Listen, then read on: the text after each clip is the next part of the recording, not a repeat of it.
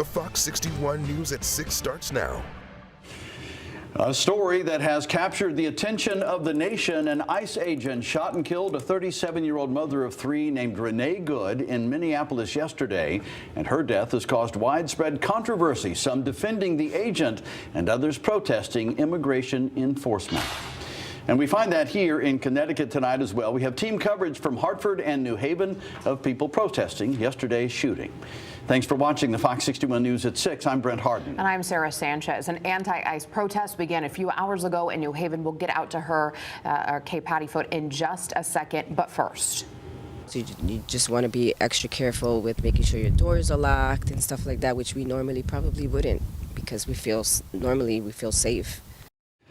Yeah, you heard it there. Neighbors in Plainville are reacting after police say there was an armed robbery yesterday afternoon. And they say two masked suspects forced their way into a home on Whiting Street. Fox 61's Alicia Hercules shares what neighbors are feeling tonight while they wait for more details. People I spoke with say this is normally a safe and busy street, as many businesses are located on this road. They tell me they can't believe something like this happened in their neighborhood, especially in broad daylight.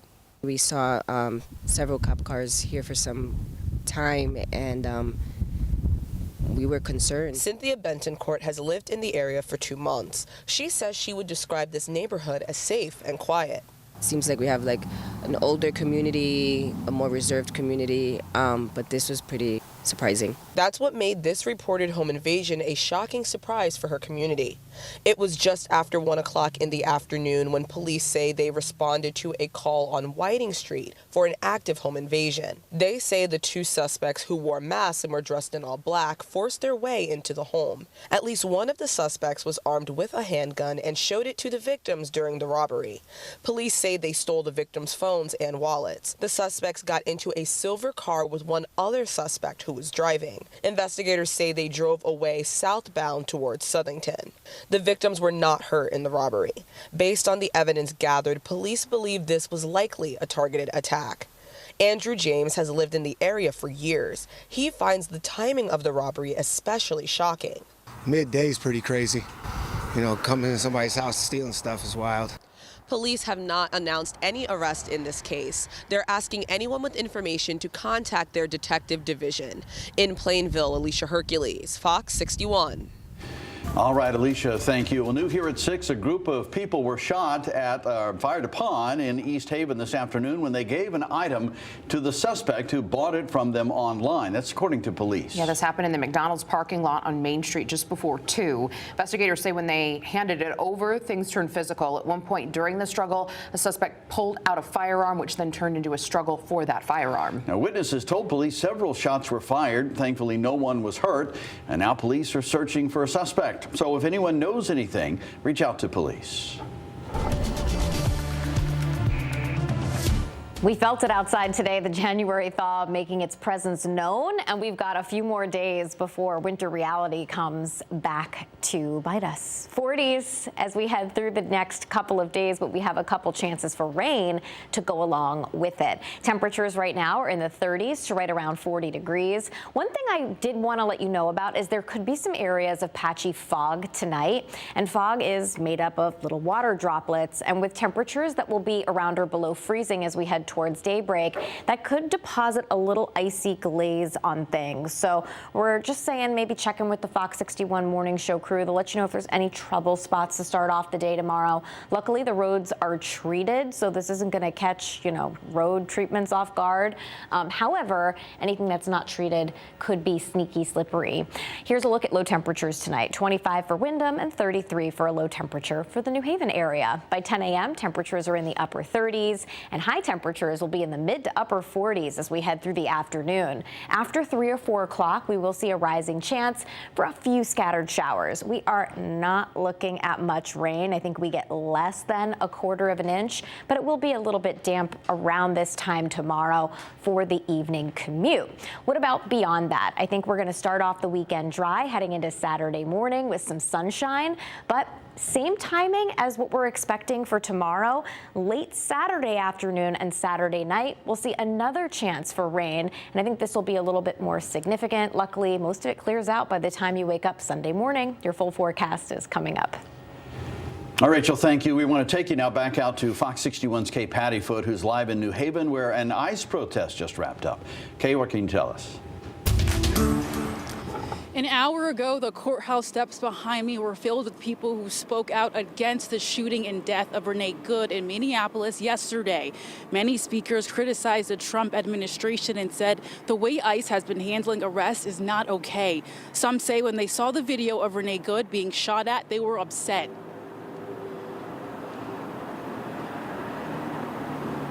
Shame that this is happening under my name and with my tax dollars. It's just wrong, and that we don't resolve, in a family, we don't resolve conflict by fighting or running away. We were taught fight or flight, but the more matriarchal response is to tend and befriend. In the wake of these protests, we've also heard from some state leaders who disagree. House Grand Old Party leader Vincent Candelora says rhetoric of this type only worsens tensions and encourages people to disregard orders from law enforcement. Protesters in New Haven also celebrated the discontinuation of deportations with Avelo flights, and coming up at 10 and 11, we'll hear from local leaders and other people from the protests tonight. Coming live in New Haven, Kay Pattyfoot, Fox 61.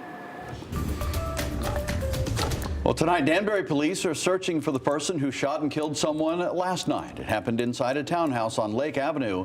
Police say the victim was shot through a common wall with a neighboring unit.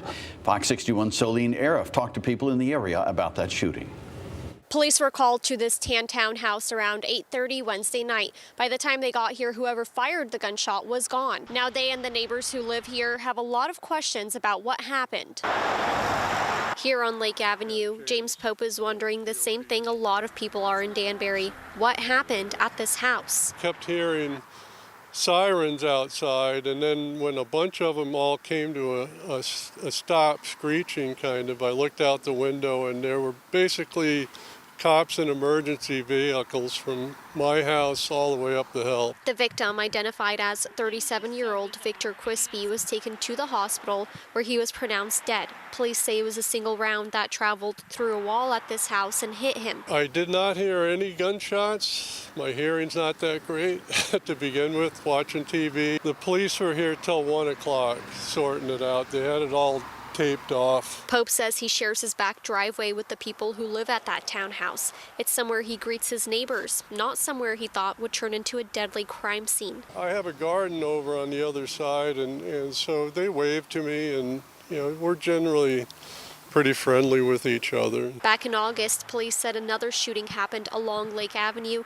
where a man was shot in the neck. It sucks. It's horrible. I mean, it's not a good thing, Gun violence is... I don't even know how to describe that. Jay Carlson grew up in Danbury, and each time he hears about a shooting, he says it's disappointing. People who don't really need them shouldn't have them or treat them like toys, but people are going to be people. Police say this was an isolated incident, and they don't think there's any ongoing threat to the community. In Danbury, Solene Arif, Fox 61. State police say they've identified the 13-year-old driver and young girl who died in a crash over the weekend in New Haven, but because of their ages, their names won't be released. Officers say on Sunday, the boy intentionally swerved at a police car in what was later found to be a stolen car. Police tried pulling them over, but the car went off the road and crashed into a tree, killing both people inside. The investigation is still ongoing. Doctors are trying to figure out how a man died last night. New Haven police are calling the death suspicious. All we know is an ambulance took a man from the New Haven Inn to the hospital around 10:30. He was reported unconscious. Medics say they found a puncture wound on his body. The man has been pronounced dead. His name hasn't been released. An autopsy, though, is being done. Police are asking anyone with details that could help in this investigation to come forward. A state trooper who also served as a school resource officer was fired last week. Timothy Heroyan was under an internal investigation into an inappropriate relationship with a minor. Heroyan was removed from his position as an SRO as soon as the allegation surfaced. Troopers tell us that was to protect any potential victim and other students. We are working to learn more information and get the investigation documents, and we'll let you know when we learn more. We have some breaking news right now. We've learned a crash in Oxford that closed a road for hours today. say was in fact deadly. The crash happened on Route 67, also known as Oxford Road, just north of Rich Farm. Police say a 63-year-old Sherry Sirkin was taken to Waterbury Hospital after this crash. That's where she was pronounced dead. The investigation is still going on. Well, North Haven police have arrested a 15-year-old for damaging a menorah on the town green, and the teen now faces charges of intimidation based on bigotry or bias, which is a felony. And police say the teen forcibly removed the menorah from its stand on Tuesday and threw it to the ground, damaging it. Police arrested the teen yesterday. The North Haven PD says acts of hate will not be tolerated in the town. The attorneys for Jacqueline Mimi Torres Garcia's estate gave us an update on their wrongful death lawsuit. Timothy O'Keefe says they were in New Britain Probate Court yesterday, where the judge said the case should be moved to Farmington Probate Court. The transfer hasn't been accepted yet, but O'Keefe says he expects it to go through.